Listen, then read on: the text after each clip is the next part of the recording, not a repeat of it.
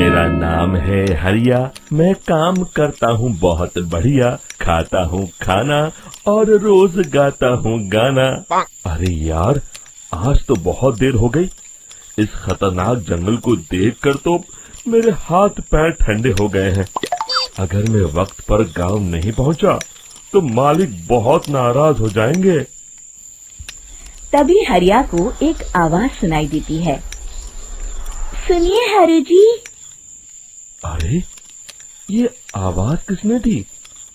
तभी हरिया को सामने कुछ दूर एक औरत खड़ी दिखाई देती है।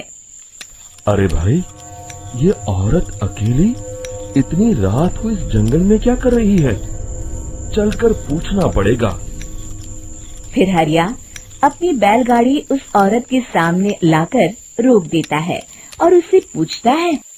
अरे सुनिए, आप इतनी रात को इस खतरनाक जंगल में अकेली क्या कर रही हैं? तभी वो औरत मीठी आवाज में कहती है। अरे हरु जी, आप आ गए। मैं कब से आपका इंतजार कर रही थी। वैसे तो यहाँ से काफी लोग गुजर चुके हैं, लेकिन मैं खास आपका इंतजार कर रही थी। अच्छा, तुम सच कह रही हो? मुझे तो यकीन नहीं हो रहा है। वो क्या है ना, आज तक किसी ने मुझसे इतने प्यार से बात नहीं की। हाँ हरु जी, मैं सच कह रही हूँ। अब देर मत करिए और जल्दी से मुझे मेरे घर तक छोड़ दीजिए। हाँ, कौन सी बड़ी बात है, अभी छोड़ देता हूँ। आप मेरे पीछे बैलगाड़ी में बैठ जाइए और मुझे रास्ता बताते चलिए। फिर वो औरत हरिया की बैलगाड़ी में बैठ जाती है और हरिया बैलगाड़ी हाँकता हुआ आगे चल पड़ता है।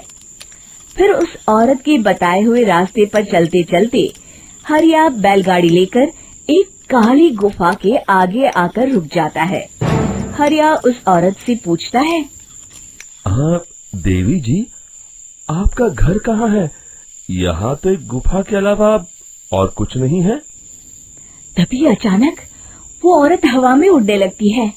देखते ही देखते उसका सुंदर रूप एक डरावनी चुड़ैल में बदल जाता है और वो जोर जोर से हंसती है।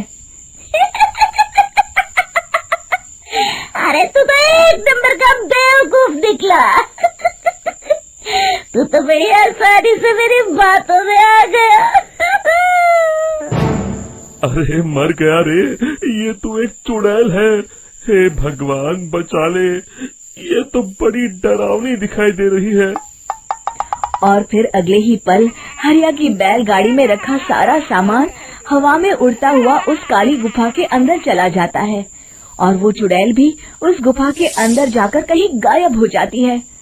हरिया ये नजारा देख बुरी तरह घबरा और परेशान हो जाता है। अरे, ये चुड़ैल तो मेरा सारा सामान लेकर गुफा में गायब हो गई। अब क्या होगा? अगर मैं गांव खाली हाथ गया तो मालिक मेरी अच्छी खबर लेंगे। मेरी इस बात का कोई यकीन भी नहीं करेगा। फिर आखिर वही हुआ।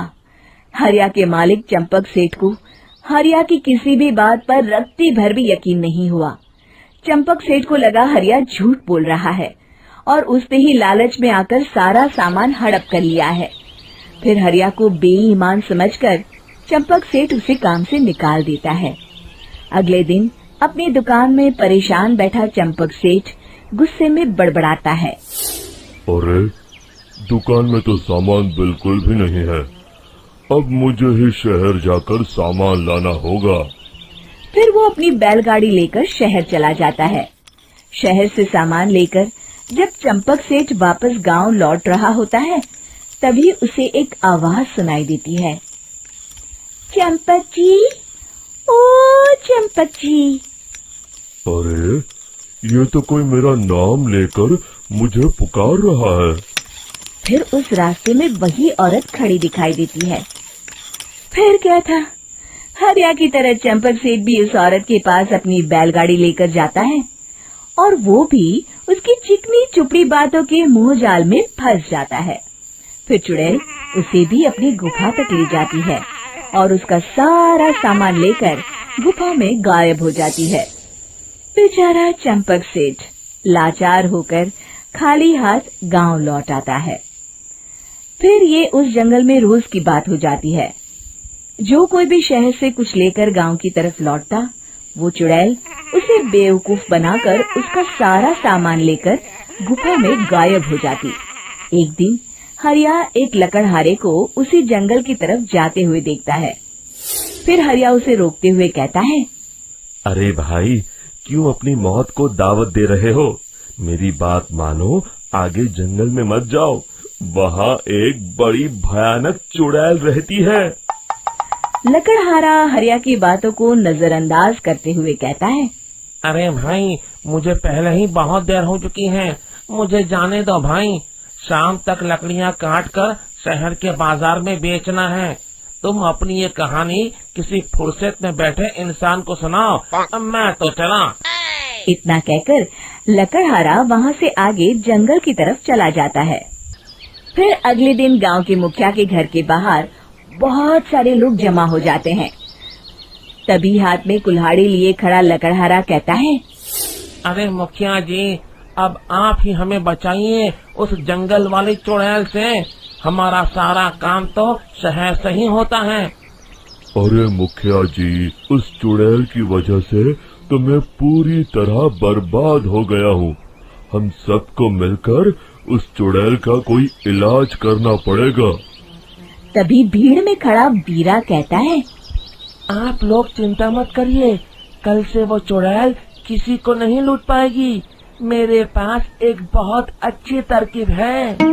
तभी चंपक सेठ उसका मजाक उड़ाते हुए कहता है, अरे तेरा नाम वीरा है तो क्या हुआ? तूने अभी उस चुड़ैल को देखा नहीं है? जाकर अपना काम कर, बड़ा आया। तब मुखिया जी कहते हैं, नहीं नहीं चंपक सेठ, मुझे लगता है हमें इस लड़के को एक मौका देना चाहिए। फिर सभी गांव वाले मुखिया जी की बातों से सहमत हो जाते हैं और वीरा शाम को एक बैलगाड़ी में कुछ सामान लादकर उस जंगल की ओर चल देता है। वीरा, ओ वीरा, कहाँ जा रहा है? तभी वीरा मुड़ के देखता है, वही चुड़ैल एक औरत के रूप में खड़ी है। अरे बहन जी, मैं आपको ही ढूंढ रहा था। देखिए, मैं आपके लिए क्या लाया हूँ। अरे वाह, तो खुद मेरे लिए इतना सामान लाया है। तू ही अकेला गांव में समझदार है। जरा देखो, मैं भी खोल के, बड़े भूख लगी है। जैसे ही चुड़ैल उस सामान पर से कपड़ा हटाती है, एक भगवान शिव की तेज रोशनी उसके अंदर मूर्ति से निकलती है और चुड़ैल अपने असली रूप में आकर जलने लगती है। अरे मैं जल रही हूँ, बचाओ! बचाओ! ओम नमः शिवाय! मर गई मैं! देखते ही देखते वो चुड़ैल राख के साथ उड़ जाती है और सभी गांव वाले भी वहां आ जाते हैं। शिक्षा बुराई पे सदा अच्छाई की ही जीत होती है।